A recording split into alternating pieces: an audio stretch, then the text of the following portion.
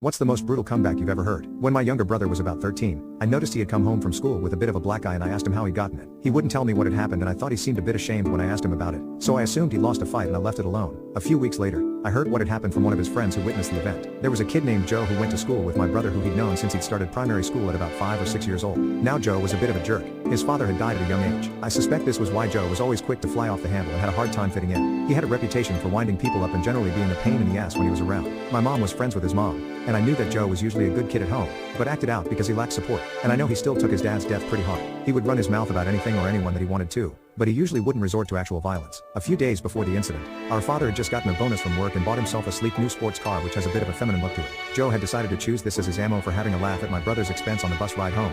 Joe said, "Hey, does your dad do his nails and style his hair? He's driving a girl's car." My brother replied with, "What does your dad drive? A coffin?" When I asked my brother about why he lost the fight, he told me he was so ashamed after he said it that he just took the beating out of guilt.